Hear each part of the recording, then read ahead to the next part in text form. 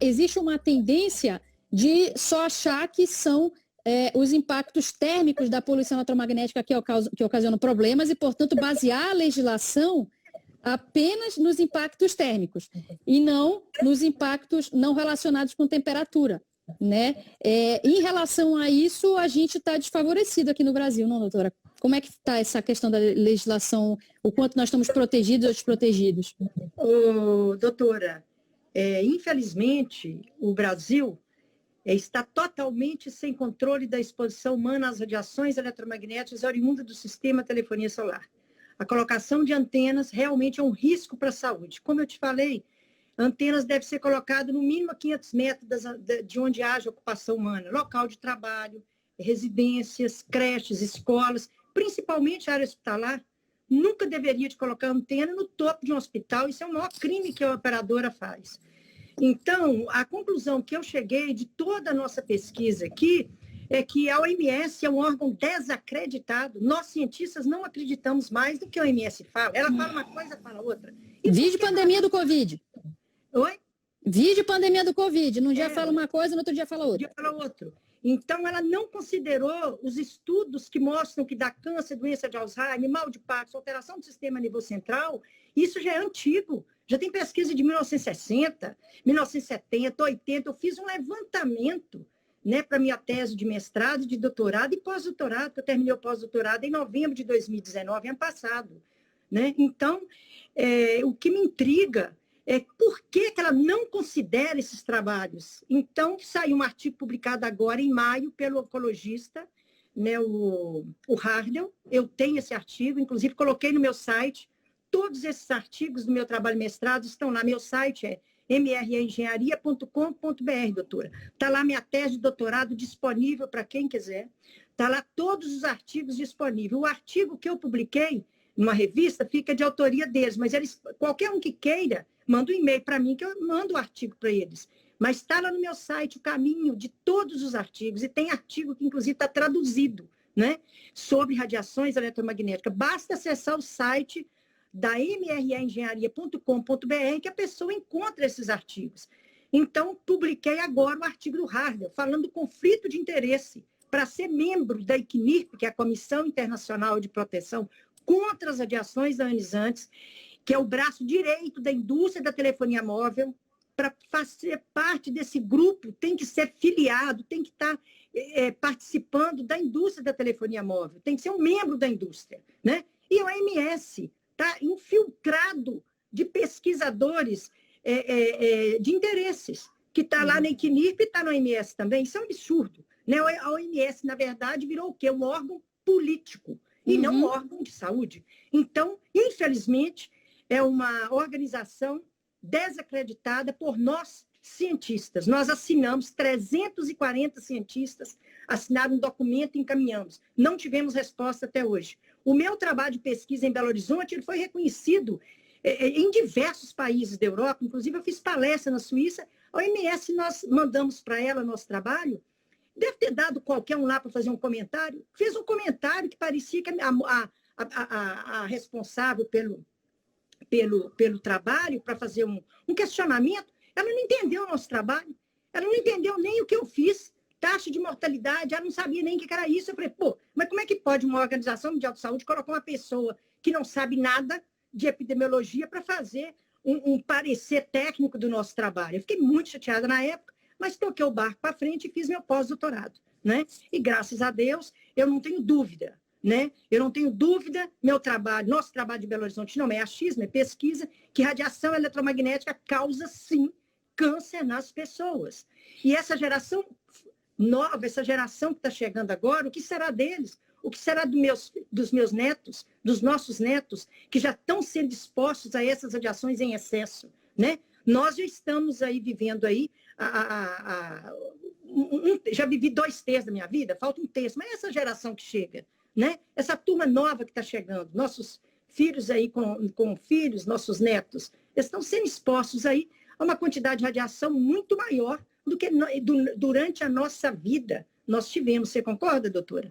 Então, foi muito bom, né, você dar o seu parecer aí sobre você como médica, né, e nessa área. Eu gostaria que você falasse, doutora, como você faz a medição do campo elétrico? Porque eu vi uma pesquisa agora de um pesquisador da Itália, ele já está fazendo, ele está com um aparelho, põe o aparelho na pessoa e vê quanto de radiação eletromagnética que está no corpo dela. Como você faz isso? Você tem esse aparelho?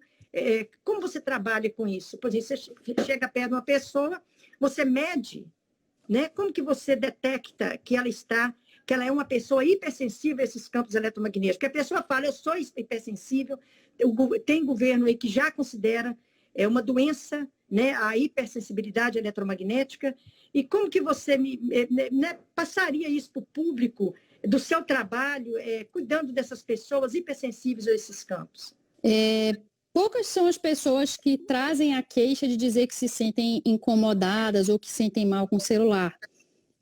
Às vezes, assim, a gente tem relato, por exemplo, de paciente que tinha insônia e melhorou depois que seguiu a orientação de desligar o roteador do Wi-Fi. São métodos, às vezes, simples, mas não é o que acontece na maioria das pessoas. Então, existem métodos biofísicos de avaliação em consultório, por biomagnetismo dá para avaliar, e existem, são métodos mais simples, mais artesanais, e a gente tem como fazer a avaliação epigenética do paciente. Hoje em dia tem exame que faz avaliação através de análise do bulbo capilar do paciente, que tem representação de todos os nossos fôletes embrionários, e aí você consegue ter acesso a quais principais fatores epigenéticos estão causando impacto na saúde daquele paciente. E aí a gente consegue identificar se o paciente, naquele momento, tem como um dos fatores principais causadores de impacto epigenéticos naquele momento na saúde daquele indivíduo, se a poluição eletromagnética ou não, que espectro de frequência que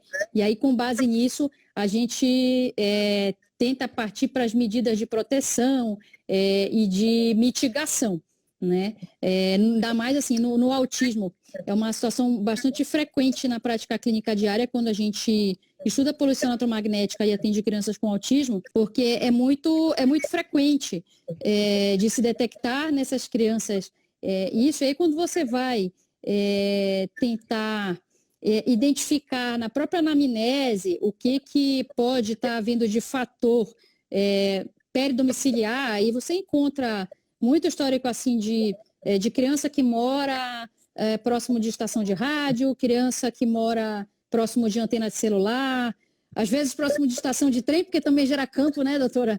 Então, assim, tem uma série de fatores. Caixa de linha de transmissão, subestação de energia, tem casas que estão debaixo da linha de transmissão, tem casas que fazem divisa com estação de energia elétrica, não é?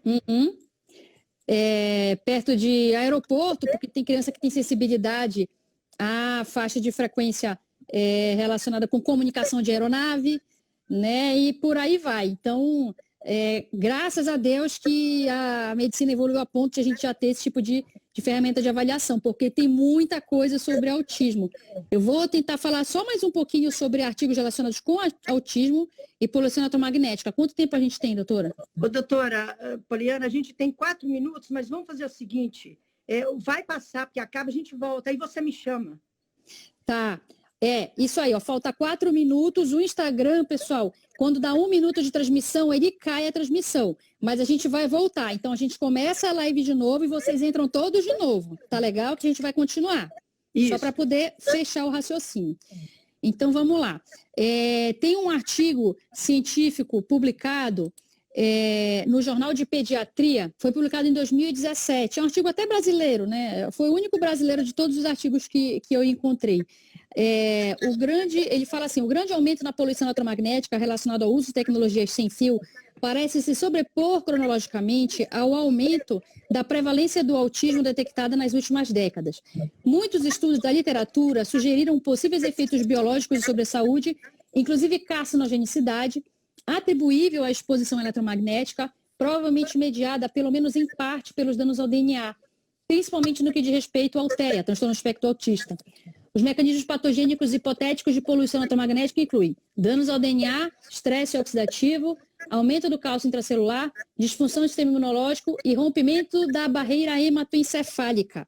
Isso. Né? Em 2013, foram publicados 2 artigos que os autores precisaram dividir em 2 partes, de tanta coisa que tinha a respeito de autismo e poluição eletromagnética. O título do artigo, traduzindo para o português, é Autismo e poluição eletromagnética, plausibilidade de um link fisiopatológico, parte 1 e parte 2. A parte 1 tinha 18 páginas, a parte 2 tinha 23 páginas. Então, pasme o quanto que tem na literatura de link fisiopatológico entre autismo e poluição eletromagnética. Então, assim, na parte 1 do artigo, o autor revisa as contribuições críticas que a fisiopatologia pode dar à etiologia, patogênese e geração contínua de comportamentos atualmente definidos como sendo características centrais do TEA.